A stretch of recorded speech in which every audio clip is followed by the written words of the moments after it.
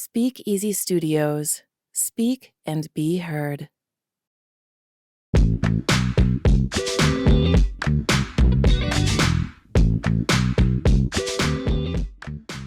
Yo, this is Stephen Lee.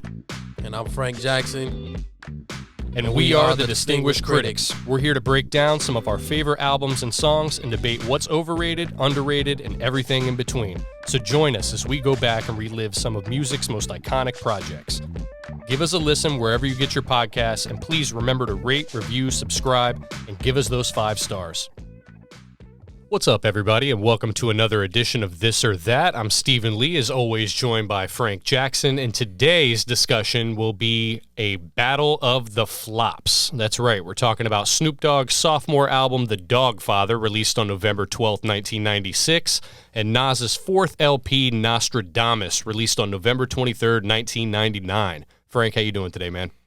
I'm good. I like to switch up for this one because I think it's important to note that even some of our favorite artists have these really low points in their careers that deserve some revisiting after this much time between them. You know, sometimes I think in the moment, like, you know, one of the people we're doing today, Nas, in the moment when It Was Written came out, that wasn't received very well. Well, now when people think about It Was Written, that's a really easy classic, right? Like, that's almost consensus classic. But at the time, people didn't enjoy that. I think people's less quality work, at least viewed at the time, deserves to be revisited. So I like to switch up for this one. Yeah, I think it's a nice change of pace, and, you know, it could get a little monotonous if we got on here every episode and said, all right, we're talking about 2 classics, so which way are you going? I mean,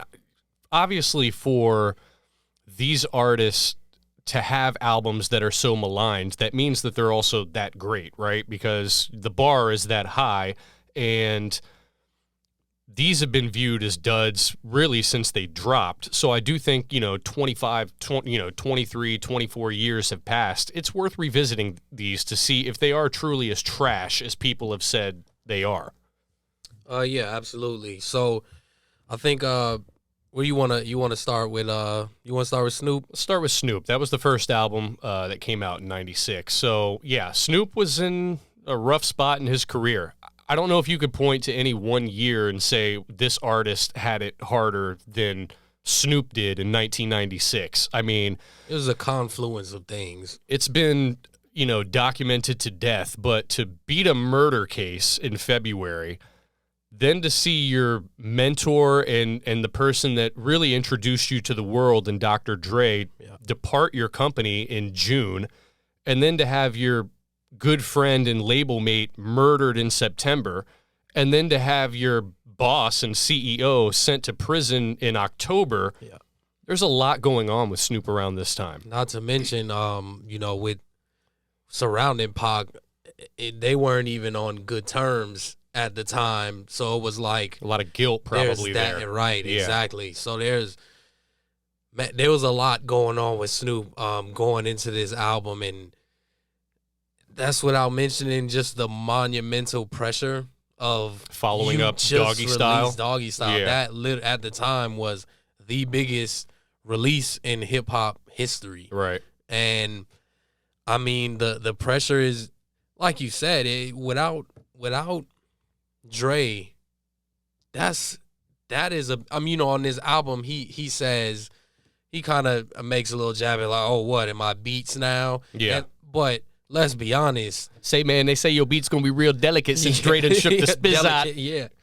But, I mean, let's be honest. That's a massive undertaking for him without having Dre there. That's not something he's used to. He knows that this shit right here is going to be handled. Like, no matter what. He knows that whatever this beat is going to be catered perfectly for his flow, his cadence, his style. And this was a lot different for him, and he was all over the place, even at this time. This was a year or maybe a little less after Murder Was the Case. After that came out, this was about 2 years after Murder Was 2 the years. Case. Yeah, that came. I want to say that dropped in maybe like November of '94. I thought it was 95. Yeah. Okay, well, either way, Snoop he was still very much in the limelight. For sure. Snoop Well, was. and the Dog Pound dropped. And Dog not just Food for the bad reason. Right. So, yeah, and Dog Pound had dropped. He obviously New York was some shit that Kicking over the buildings and that caused waves, and he was on that. So just real quick though, I wanted to touch on the Dre thing because I have a bit of an unpopular opinion here. Dre did officially leave the label in June of '96, right? Yeah. But his involvement with Death Row and their music had pretty much deteriorated well before that. Like if you look at the Dog Pound's debut album, which came out on Halloween of '95, I think Dre did maybe 2 songs on that. Yeah. Daz was handling a lot of the production. Daz was doing most of the stuff by then. You look at All Eyes on Me, and Dre had California Love, and Can't See Me was one of those like all-time favorite like album cuts, right? Yep. But Daz is kind of handling a lot of that too, along with Johnny J. Yep. And I don't think the music suffered. So I don't think that it was Snoop just losing Dre's production that was an automatic death sentence for this album. No. I think where he missed Dre the most was almost as in like a quality control type of way. Yeah. Where Dre and the DOC really helped Snoop structure his songs and craft like his lyrics and his rhymes. So I think even more than what the beats were, this was more from like an orchestrator standpoint, like from a composer standpoint, like Dre. He'll have you do 30 takes to get it right. Exactly. It was really that not crutch, but that equal. Mm-hmm. It was Snoop's equal as a producer. Basically, and Daz is great. Like we both love Daz. Super underrated producer. Extremely underrated producer. But he's not Dre. He's not Dre. And it's okay to say. I mean, it's Dre. But Daz is very underrated. And yes, like you mentioned, it should be mentioned. Daz was holding it down for Death Row. He was Death after Row's Dre was gone. He was Death Row's main in-house producer. Even on Doggy Style, Daz held it down on Doggy Style. Right. So it's not like, he came as just some fill-in after Dre left. No, Daz had been putting in work for years with Death Row at that point, and, just ended up becoming, after that, the main guy. The main guy, yeah. And this wasn't even like Snoop a few years later where, all right, you kind of just thrust him with, like, No Limit and Beats by the Pound. Yeah. Daz is an extension of the Dre tree, so one would think that, okay, maybe it's not quite Doggy Style, but Dre's production for a lot of people wasn't really hitting in '96. Well, California Love, but if you look at like the Nas Is Coming and some of the work that he was doing, Dre had kind of started to be viewed as like, all right, does he still have it? Speaking of Snoop just kind of going into this without any real guidance, I think that is something that is readily apparent throughout this album. KLC of Beats by the Pound had an interesting story about when Snoop first got to No Limit.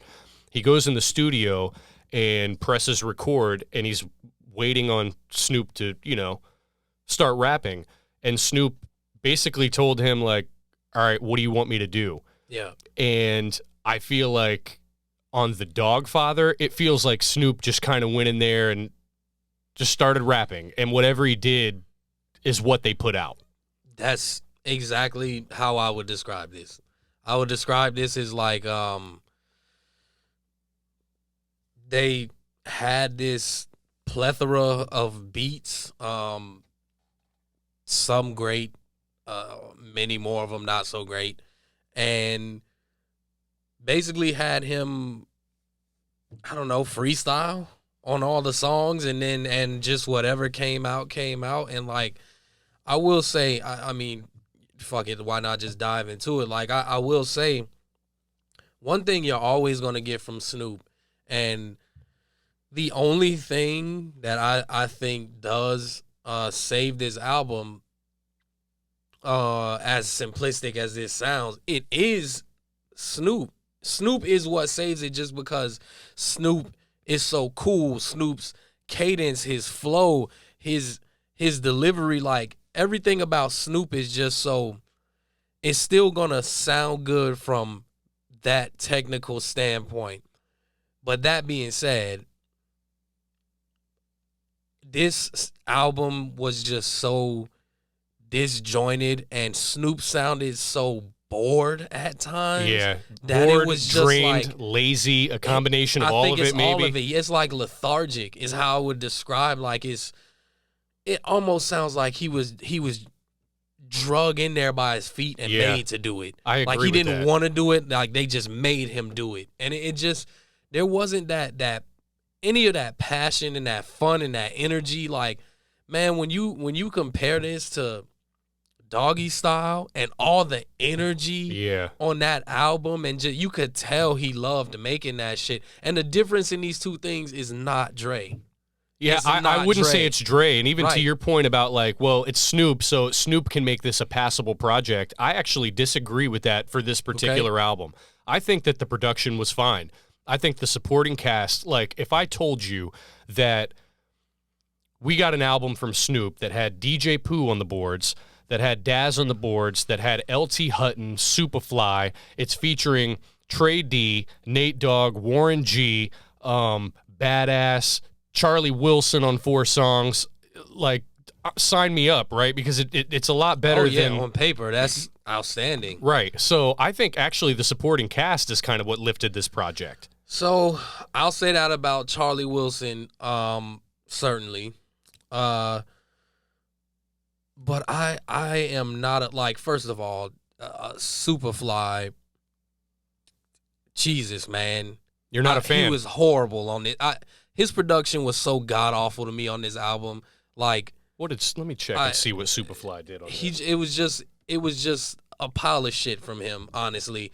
And he did the freestyle conversation, which was, I mean, it's so hard to listen to that. Like I was, by the end of that song, like, you know, I didn't always feel this way about this album.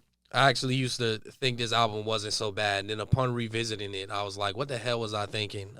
Yeah, I'm glad you mentioned that, because I wanted to touch on that. For years, I would say for a decade, we've talked about this, I mean, on occasion, right? And you've always been adamant that... It's not great, but it's not bad. Correct. Like, it gets unfair criticism and hate heaped onto it. This time, it's just like, it's almost like the darkness was shined on me, and I was just like, oh wait, it really is this bad. It's terrible. Yeah, it's really bad. I think like this album, especially because of how long it is, you have to sit there and listen to all these damn songs. But like,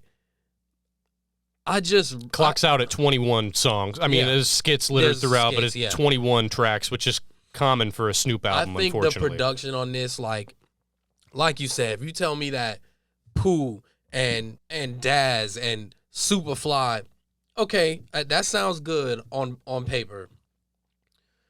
They just didn't all bring it, and honestly, like, I love Pooh. I don't think Pooh brought it that hard either.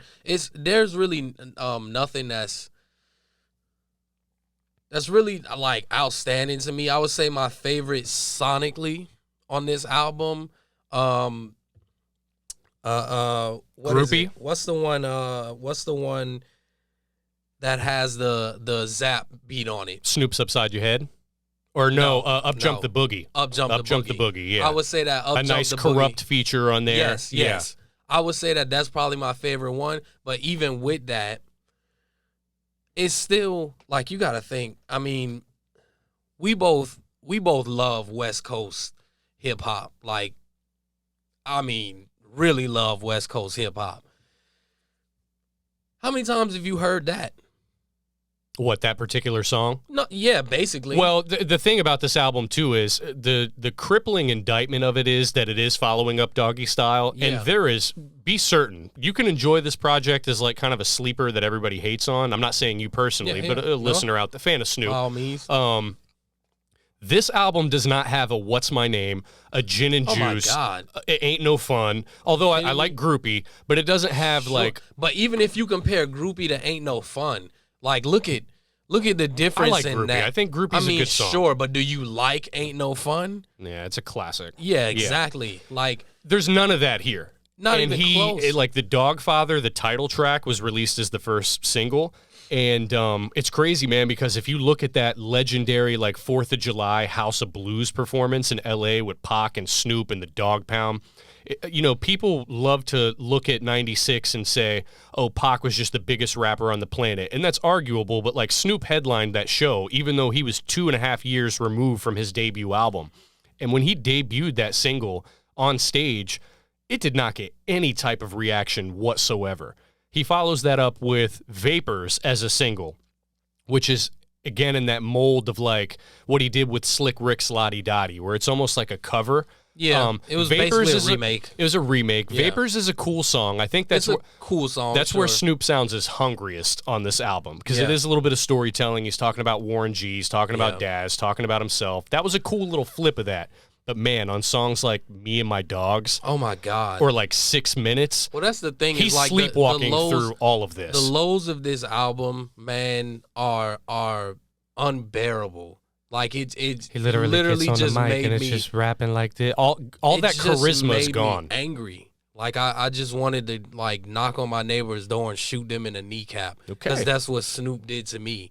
Like he sonically shot me in the kneecap and made me sit there and bleed out. And it's like there's a couple songs that I do like. I do like just in totality, not just production. I mean the whole thing, right? Like Snoop Bounce, I fuck with that. I like that. Okay. Yeah. I like Well, Snoop's- Snoop bounce. What do you mean, Snoop's upside your head or Snoop bounce? Snoop yeah. I know what you're Snoop talking Bounce. about. Yep. Charlie. That's the Charlie, second song yep. that Charlie's on. Yep. And 2001, I do like Snoop's flow Okay. on that. So it's not an altogether just totally shit album, but if you're gonna put 21, it's not 21 tracks, but you know what I mean. If you're gonna put 21 tracks on something, Or like 16 or 17 actual songs. and I can only say that I fuck with 2 or 3, Right. man, that's not what I'm expecting from you, and that's what this is all about, right? Because The like expectation. you mentioned at the beginning, these are titans, so you're held And to not a just different then, standard. now. If you're held to a different standard. So if you were some cat that came out today that I don't expect much out of, if you give me 2 or 3 songs that I like, I'm gonna be like, oh, okay, That was a pleasant surprise. pretty good. Yeah. I'm surprised, but not Snoop, and damn sure not Snoop coming off of Doggy Style. Yeah. That's And- what and really even- drives it home. Even if the argument, Frank, was, well, Doggy Style was 3 years ago. I mean, Snoop was on 2 of America's Most Wanted, and it's a classic. So it's so the expectations Snoop were did still shit there. after that was as good or better Right. than Doggy Style. So that's not really an excuse like, oh, maybe he's a one-hit wonder. No, he kept doing stuff after that was still on fire. Like Snoop proved, it's important to know the reason why the expectations for this was so high. Snoop proved that he wasn't just that flash in the pan. That's important to note, because after Doggy Style, it pretty much was like, okay, confirmed prodigy. Yeah. He's an actual prodigy. Like, he's gonna be one of them. He might end up being the GOAT type shit. And So if you're sitting there in like late October 96 and you're like, ooh, man, Doggfather in that's 2 what weeks. you're thinking as this comes out. Yeah, Yeah. and it like the whole thing just feels really flat and uninspired. Yep. Like even in the the Doggfather is a cool, I guess, name for an album, right? A play on his name. He'll always have 96, you've never seen more of like the mafioso thing going on than that particular Yep. time. But this project doesn't even attempt to do that. that. It doesn't. Like No, it's, it doesn't. It's a mafioso album in album cover and title only. You know, there's a few vague references to Snoop Corleone. I didn't even think about that. That's weird too. Yeah. Because in the title, certainly, and in the album cover, you would think that that's what he was going for. It's going to be It's tales not of like this even lavish, like almost like remotely that. a West Coast, like only built for Cuban Yeah. links, where it's like, Yeah. you know, big time kilo dealing and Tony Montana type of vibes, Don Corleone and all this. And Snoop doesn't even try and put all of that together. Snoop has absolutely no theme for this album. It sounds like and no direction. Right. And he, I don't think he even knew where he was or what he wanted to be at all on this album, and which is fair. Which is fair considering figure that out. Right, fair considering everything that we had discussed, like the year that he had. Right, I think it was a whirlwind. That being said, though, and shout out to our guys over there at Culturist Theory. They ranked Snoop albums from, last to first. He has like 22 albums. Oh. They did put this at like number 19, 18, 19. I don't think it's that bad. There are certain things that I just can't overlook. Well, are we going to like count? Obviously they're doing his entire. I'll put this over like the Snoop Lion phase. Yeah, and shit. They had that lower than the Doggfather. Okay. But once they got out of like the reggae album and the Bible of Love gospel album, this was right there. It's like, no, this is his worst. I don't think so because Snoop has dropped. Man, I love Snoop, but he drops a lot of very Snoop is a volume bad shooter, albums. Man. Yeah, Snoop is a volume shooter, and there's gonna be those. Snoop is still like he's always gonna be putting out stuff. You don't go for very long. He dropped like 2 albums last year. Yeah, exactly. You don't go for very long without getting a Snoop project, and that's for better or worse. And they're usually 21 songs long. That's for better or worse. Like Snoop pumps out content, and some of them are gonna be bad. I think I would agree that. Of the 22, I don't think I'll have this at 19, but it's better than like the documentary. It's better than Malice in Wonderland. It's not close to cracking the top 15, though. I'm not putting it in the top 15. I have it in my top 10. Again, I can objectively say that this is the definition of a sophomore slump. But I just try and view it through the lens of like, I like the production. I like the supporting cast. I can't even look at you. Snoop misses on a lot of these songs, but I still listen to this often enough. Why? Are you a masochist? Why do you do that? Well, I'm a Snoop fan, and this is Death Row product in '96, and I'm always going to revisit that for better or worse. Worse. This isn't a good album. No, it's not. I would say judge it for yourself, but as we get ready to go into Nastradamus. This is one where it's like, it's not It Was Written, where you go back and listen to it, and it's like, how do people really hate on this? Like, why do you hate this? I'll never understand that. The Doggfather is not that. No, it's not. You know what the most redeeming... I think it's a shit album. Well, it really is. To me, the most redeeming quality of this entire project is the fruitful partnership that began with Charlie Wilson. Yeah, I love Charlie Wilson on the title track. Snoop's Upside Your Head, Up Jump the he wasn't on Up Jump the Boogie, Snoop on Bounce. Groupie, Snoop Bounce, and you saw like that develop into something outstanding with records like Beautiful. Charlie Wilson is just he's a gem. Shabba tweet tweet tweet. Yeah, he's been great to some of our favorite artists, and is still helping them out to this day. Right. The artists we're about to speak of. Well, okay, real quick, let's put a bow on the Doggfather. On a scale of 1 to 10, what would you give this? Oh man, a 4. A 4? Yeah. Yeah, I'd probably have it at super fail. I'd probably have it at like a 5. That's still terrible. To me it's a I mean, numerically it'd be an average project, but like by Snoop standards, especially heading into Wait, we're doing 5 as average? Well, 5 out of 10. I mean, I think that be the definition. I think that's an F. That's 50%. Yeah. Oh, okay. From a report card standpoint, he didn't knock this out. He didn't knock this out of the park. Yeah, he failed. Do you like because a lot of people would say the game is to be sold, not to be told is way worse than this. Oh, completely disagree with that. Right. I completely disagree with that. It's a fish out of water project, but it has its moments where these are kind of few and far between, if at all. Yeah. I don't. There's maybe. There's probably just 1, maybe 2 songs on this that album you could go back that to. I would like actively bump. Like seek if I'm out. riding around, I would actually listen to them. There's more than that on the game is to be sold. Right. Yeah. So I'm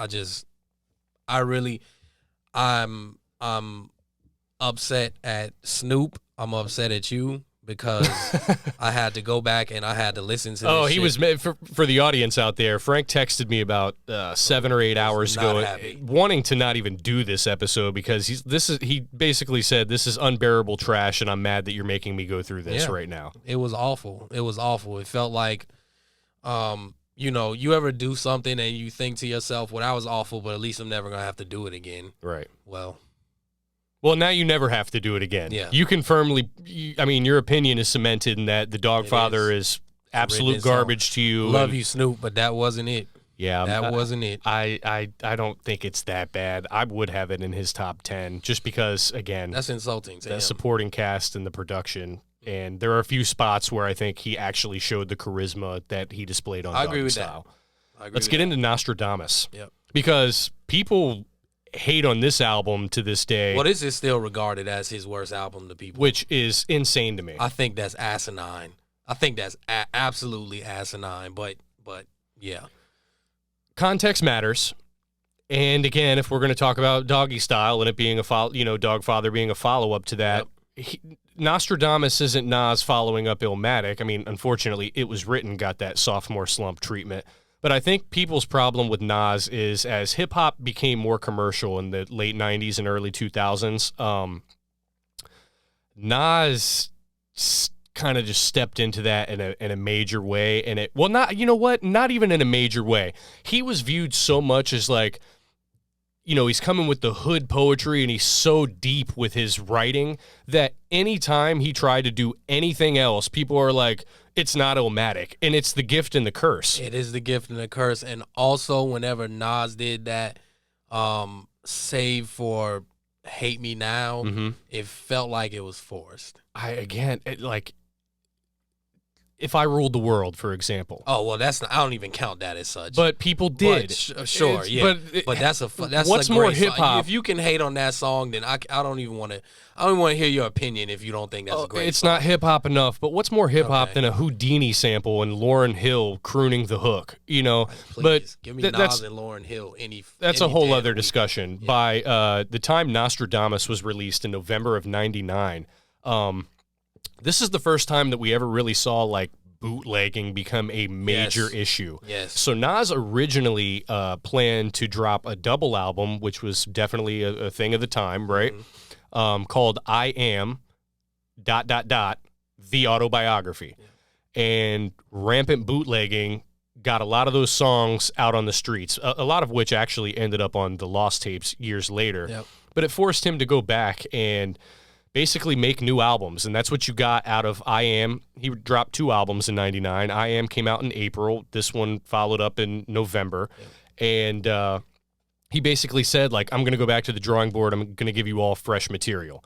And save for Project Windows and Come Get Me, this is all material that you can tell he recorded within about a month or two span. And I think a lot of people took issue with that as well. But if you hate on this album, I'd be curious as to know why. Like, is it because it's not Illmatic? Is it because It Was Written? I think this is better than I Am and a lot of other albums in his catalog. I don't agree with that. I think I Am's too disjointed for me. Like, there's. I think this is too, though. Like, I think it has a little bit more of a cohesive feel. You can't tell me a song that has like Project Windows and You Owe Me on it. That was a radio attempt. But I will say this. I'm not here for anybody that is gonna slander You Owe Me, because I never did hate that song, and I still don't hate that song. And I'm telling you right now, if I'm in a club, which I will never be because I'm 33 years old, but if I was in a club and that song came on, I'm getting slapped by somebody's daughter. I just telling you right now, because that shit is still a banger to me. To me, it goes back to like anytime you try to do anything other than like Nas's like or something like that, people are just going to be like, but it's not New York State of Mind. Like, that's what they want. You Owe Me they is always want that.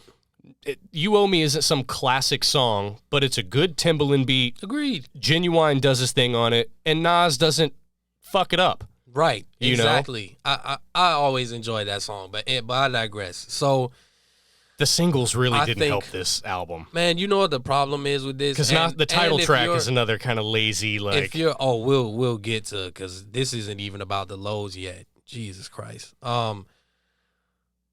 If you're someone who is a heavy critic of Nas, if you're hard on Nas, it's typically the same talking points, right? It's about how... Beat selection? It's beat selection and it's his hooks. Right? Mm-hmm. And, I mean, this album right here, you can just feast on it because the hooks are just awful. Nas's hooks are awful on this album. And he has some really bad ones on this. Yeah. I mean, look. Nasty Nas to Esco to Escobar. Stop. Right. Stop it. Like, it's so bad. That's the thing is like, I think the problem with this album is Nas is spitting like he always does, right? Like he is dropping the knowledge. He's bringing that classic, unique flow of his, and he's dropping the same gems that he had been previously, except he's putting the shit on these songs with these horrible hooks that don't seem to go with the song, and then the like. He also was like glossy on some of it. some of it. It's just Some of like it. it was so disjointed to me. It was so out of order. Like it felt like it was rushed. It just felt like it was. It felt like it was okay. Here, just put those on there. And He admitted as much. Well, Yeah. he said there was a lot of personal things going on in his life, and as Yeah. we know, his mom was Yeah, getting sick he- around yeah. this time. I don't know. I think that if you're putting together like a Nas anthology, right? I do think that there are at least 3 or 4 songs that you could pluck from this album and they would fit right in. Oh, I agree with that. Like Yeah, production, he got a lot of Dame Grease on this album. got a lot of Dame Grease and a lot of LES is on it. LES is on it. And LES previously had been on some of Nas's. Well, he knocked a Best. lot of those collaborations out of the park. Yeah, on this album he didn't do it. For me. it was pretty Now- standard. Now, the team up that's always great, that was great again on this album, was Nas and Primo. Right. Nas and Primo go together perfectly. Well, And- Come Get Me, again, man, Come Get Me is the song, one of the songs you're referring to. Yeah. It wasn't even intended for this album. Yeah, You hear him in right. a line, and on a verse on this song, Yep. I wild on haters on album 3. Yep. Well, this is his 4th album, so this Yeah. was intended for what was going to be the Absolutely. double album. Yep. But Project Windows with Ronald Isley, that is peak Nas. I mean, like, it is. I would hold that up to anything that he's ever done before. It's just right up there with. I mean, it's when you're talking about if you want to give somebody some sort of view into who Nas is as an artist, and they say, here, just give me some material. I want to check this out. I want to know what kind of artist he is. Project Windows is one of those. Like there's on most of his albums, there's at least 1 or 2 that you can take from and say this is Shoot 'Em Up is another one. Oh, Shoot Took 'Em like Up that is- classic like Christmas sample and one loaded gun, 2 da da da No, da. it's- Like that's- he killed that. Shoot 'Em Up is just one of Nas's best songs like of all time. And so is Project Windows, and that's saying a lot. And you also got to keep in mind, to say something is one of Nas's best songs of all time, he has so many that could be a top 25 or 30 or whatever, Right. and not be disrespectful, right? And just real quick too, last words. Yeah. It's not I gave you power, but it's another really creative take on Nas rapping from the perspective of something. Agreed. So on I Gave You Power, it's the gun, Yep. which we of course know influenced Tupac's Me and My Girlfriend. I mean, that was such an excellent concept song. On Last Words, he is rapping from the perspective of a prison cell. Yep. And I mean, he just paints the picture so perfectly, but I think this song is emblematic of the album too because the hook is meh. He's great on the verse, but nobody is clamoring for Millennium Thug and Nation features.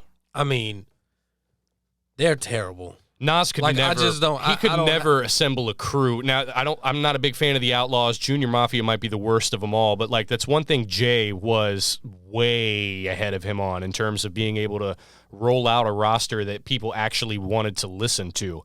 Nas was never able to push any They're of terrible. these guys, Brave and they take Hearts up are too much terrible. airtime. Yeah. There's the bad things about this. This is man. When it comes to Nas, it's always with the exception of Nasir, it's always just Nas getting in his own way. It really is. Like it's that I don't know if it's stubbornness, but Well, he's a hermit. I mean, so like, well, yeah, he's there's that. so I like The thing that I've noticed with Nas is, and it goes back to that beat selection argument, which I think is a little bit overblown. Like, his beats aren't always trash. No, they're not. But you can tell that, like, he literally just writes rhymes in a notebook, and then he'll just go place them over the first thing that he hears. Exactly. And that's the thing. It's like, I don't know at what point, if any point, it became something where it just was like fuck you, I'm going to do this anyway. Mm-hmm. Like, and that's why I say, like, it's kind of just like getting in his own way. Like, he'll have a grace, like, if I took out the hook on Nostradamus, I love just the beat. left the verses, and just left the beat and the verses, right? But it's almost like, why did you do that? He got in his own way on that. Like, he freestyled that song too. Like, what the fuck? What were you doing? But that's the thing. Is little stuff that could turn the song from, because the quality in his ability as an MC is so high that it lifts the floor on the song, but the other shit will cap the ceiling on it. And that's what just drives me wild about Nas sometimes. And Nas is the GOAT to me. Like, he is the GOAT. He's the greatest But rapper I'm not of all time. such a stan that I won't point out where I do see, the times where he does this shit to himself. Well, it's just wild to me that, like, we can sit here and name four, like, okay, some of us have angels. Yep. Come Get Me. Yep. Shoot 'Em Up. Produced by Havoc, by the way. Right. Who is so underrated. Last Words. I feel like I'm even missing one that was enjoyable, but I could point. No, we certainly are. I could point to like 5 songs that I really enjoy, but for every one of those, you get like the intro and the outro with that forced poetry and that bland, like, weird little beat, and then you have New World, which again recycles the Toto Africa production. It's very dated and feels cheap because it's that turn of the millennium. It's a new world, and they got the countdown to 2000. He missed on a lot of stuff with the sample from Toto. Yeah, Toto. The oh my God, it was so. I would rather fucking see Toto perform Africa in blackface than ever listen to that song again. Okay. I'm telling you, some of this shit is like, why are you doing this? It's to cringy yourself? too, like Big Girl, like. That's what I want. All right, so all of this. Hold on, let's clear the runway. Let's do it. Because all of this was just a grand scheme for us to finally get to this place, right? Is Big Girl the worst song ever from a great artist? No. Are you going to say that is Sunshine? No. Because you hate that song so much. I wouldn't say it was, I know what girls like more than even Sunshine. Oh, really? Yeah. That's pretty bad, too. I wouldn't say that because at least if you're going to rap on a beat like that, the flow was there. Yeah. And on like a previous album like I Am, and you listen to not Big Girl, but Big Things, like, dude, he does not know how to, like, Jay is great at that especially on songs like Is That Your Bitch? Like, he can rap super fast and tongue twisting. I think that's part of the problem with this album, by the way. Like, Nas kind of forced himself to do some shit that everybody else was doing. That his opponents were doing. And you don't need to do that, because the reason you are who you are is because you have your own style. Like, Jay-Z was a fan of you for a reason. Like, why are you now trying to be like him in a way? It's the commercialism of the time. It is, but and that's what happened. Is hip hop became but an artist like him doesn't need that, force because yourself to do that. Even though Puffy was on Hate Me Now, the best song on that album to me is, maybe outside of Undying Love, Nas's Like. And that's a classic Primo beat. Nas staying true to himself has always been a formula that works. Right. Like, he didn't need to do a You Owe Me again. We are in the rare minority of thinking that song's a little hated on too much. Yeah. But Big Girl, I wouldn't say it's the worst song from a great artist, because he caught the pocket with the flow. Now, the chorus is the cringiest thing you'll ever hear. For those of you that haven't heard it, the Stylistics have the song, "You're a big girl, no more daddies, little girl," and Nas is crooning that, and it's just like, dude, who are you talking to right now? Like, this is. I just don't. It's weird, and it's cringy, and it's awkward, and I hate that song so much. I hate that song more than any song Nas has ever done. I might hate that song more than any song ever. But that's I just hate it. I hate everything about it. It's awful. That's kind of like the tale of the album, though. It's like you got like 4 or 5 bangers. You got like 3 or 4 that are like, cool, I actually will listen to these, but then you just have some god-awful songs. The bad ones aren't just like, hey, this is like Nas is slipping on this one a little bit. It's like, what were you thinking bad? Even going into the studio. Why would you even... Like, who allowed you to leave with that thinking that this should make the final album? All right, when you start recording, you have to, hit record, right? And then the person go, I'm just in the most simplistic form. You got to hit record. It's what we do every show, baby. Says their shit, right? And then you end it. So they had all the time between hitting record. I'm not even counting the time before you hit record where you should have just said, we're not even bringing that inside the studio. Yeah, because he rehearsed it. Somebody had to put that beat together, and he's sitting there, no more daddies, he's singing that shit. Little girl. We're beyond that now. Somebody hit record, allowed him to do the whole thing, and then finished it and said, let's mix it, fucking get it, put it out there. Let's go, baby. Let's give that to the masses. That's horrible. Like, and that's why it's stuff like that where I think it's deserved that this album gets the hate that it does, because it's very hard for me to defend you, even though I don't agree. It's very hard for me to defend you when you are putting shit like that on an album. Yeah. Like, this is canon. This is in your discography. Yeah. And you were putting shit like that on your album. It makes it really hard for me to defend you, bro. As an artist, like, I still like this album. It's in my and Nas is that's the thing. I think Nas has like 16 or 17 albums. This is in my top 10. Whereas the general consensus amongst the masses would have this like 16 out of 16. I don't have this in my top 10, but it's probably in my top 12 to 13. Yeah. I think the highs on this are enough for me to like separate it from, because, man, he's had some truly mad projects too. That's what I don't understand about. So people say that this is his worst album, but man, some of the stuff that followed, like Hip Hop Is Dead or Street's Disciple. Well, I like Hip Hop Is Dead more than this album, but really, okay, yeah, but I think the beats are worse on that album. But I do like this more than Street's Disciple, and I mean, it's Untitled. Like, there's album Nasir. I think Nasir is his worst album. Yeah. Well, it suffers from the same fate as a lot of this project, where it does feel kind of like he just went in there and like fit the rhymes. The difference to the is beat. It wasn't his fault on that one, right? But regardless, the product was the product. With Nastradamus, he did go out of his way to like, all right, I'm just going to do a new album, and man, I think the timing of this was really bad too, because Nas had been on this gradual perceived decline, and Jay's like rising at this time, and you got artists like DMX and even like Ja Rule to a lesser extent that are kind of like, and Big Pun, taking New York to the Locks, and Nas is like falling even further by the wayside, That the timing is awful on it. This really is. Now, this album did perpetuate some of the Jay beef. Yeah, he has on the title track. He has a line: "You want to ball till you fall. I could help you with that." Well, Memphis Bleak had a song called "Ball Till You Fall." Yeah. And even though Nas was kind of taking shots at Jay about the throne on the previous album, I Am on We Will Survive.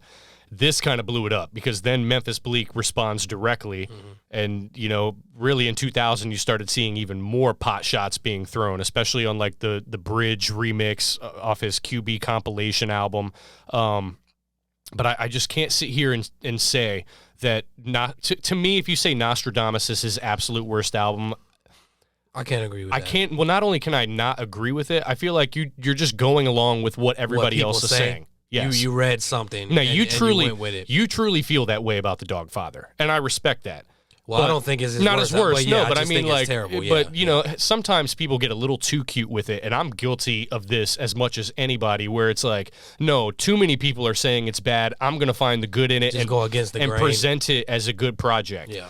I don't think Nastradamus is great, but I don't think it's horrible or even bad. I think like it's good at best, but that just wasn't enough for Nas in 1999. Not even close. Now I will say, and we've talked about this before. Sometimes we talked about it with Dre. Sometimes you need some shit to be so bad that you bounce back from it in a way that blows everybody away. Right. And that's what happened here. This was right? a necessary, right. This way he needed this, because when he came back with Stillmatic, oh shit, there's the revival. Yeah, and who's to say we even get a Stillmatic if the reception if this does well to enough, Nostradamus, I don't think we do. Right. No. Because of that, I mean, all the shit he was going through that we mentioned before, but on top of that, now you add to it, you know, I Am and Nostradamus, people looking at that and being like, him and Jay, that's not even a discussion anymore. Like, that's really what it got to is basically, this dude is a relic. Well, what did Jay say on the takeover? He's like, two of them shits was due. One was meh, the other was Illmatic. That's a one hot album every 10-year average. And Jay was speaking from a fan's perspective. He was. And this was the feel and the climate of Nas's career in the late 90s. He sat there and he stewed with that for, what was it, 2 years before, in between Nostradamus and Stillmatic. Almost 99 like and 01, right? Yeah, and not only that, late 99, late 01, So for 2 years he stewed on that, and it gave us Stillmatic, right? Which is, that's a classic. So like, take a couple steps backwards to take a leap forward, right? So I will say the best thing about this album is what happened after, like the lows of this album really made people totally write him off. And when you're as good as Nas is, you respond the way that he did. Well, Nas is one of those artists too, right? When it may be more emblematic than anybody, you can tell when he's inspired and you can tell when he isn't. And Snoop actually is in that category as well, because if you listen to, post Doggfather, and I won't even include The Game Is to Be Sold because there were a little bit of laziness there and fish out of water type of formula. But you can tell on No Limit, Top Dog, and The Last Meal, Snoop's hungry again. Yeah. You can tell when an artist like Nas is motivated and inspired, and certainly we've seen that in the last 2.5 years with the 4 albums that he's dropped. Yeah. Nas has had 3 careers, man. And it's impressive because, it all started, really, the revival itself all started off the heels of this. Mm-hmm. And it's just, there's been so many chapters in that career, and he's thriving right now. So him becoming the OG pioneer that he is, in totality, getting to where he is now, it maybe never happens if this album wasn't received the way that it was at the time. This album, from the time it dropped, was it was a death sentence. It was critically panned, bunch of negative reviews. It only went platinum, which again, in the late 90s, an artist of that magnitude should be pushing double, he went in there and just made an album to make an album. Yep. And you can hear it in his delivery, because even the hunger that you heard on certain songs on I Am, for the most part, it's not really there on Nostradamus. But I still find it to be an enjoyable project. And maybe that is my Nas bias, but I just feel like people automatically point to this and say, yep, that was I'll say this, probably was the lowest point of his career, but I don't think it's the worst project that he's ever dropped. No, it's not. It's not even close to that. Well, you showed your hand. So in terms of the this or that, I am almost certain that you're going Nostradamus. Easily. Wasn't as easy for me, but I'm going to agree, because I do think that you can pull, again, those 4 or 5 songs, and they'd belong.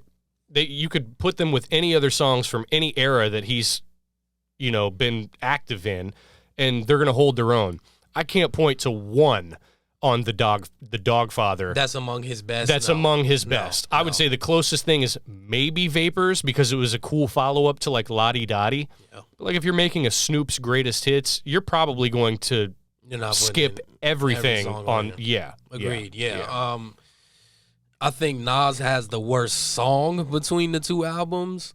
Big Girl? Yeah. Okay. But see, I don't even know if I can say that, man. Yeah, I mean, it's fair. Snoop damn sure gave him enough competition. There are some songs on the Doggfather where it's like, wow, like what happened to you? And on top of that, it's just so bloated. On top of that, it's so many tracks and the skits and everything. It's just a bad project, man. It's just a bad project. And when it comes to Nostradamus, it's average. Right. It's mid. Right. I'm fine with anybody, like, if you're a fan of Nas, I'm fine with anyone saying, I'm not a big fan of that album. Yeah. It's okay. Exactly. And you say it's okay. It's okay, and there's some really bad moments Even on it. Even if you say underwhelming, like, sure, yeah. I could agree with that. That's fine, yeah. I could agree with that. But you can't say it's shit. It's and not, I think you can it's say not the that worst. about.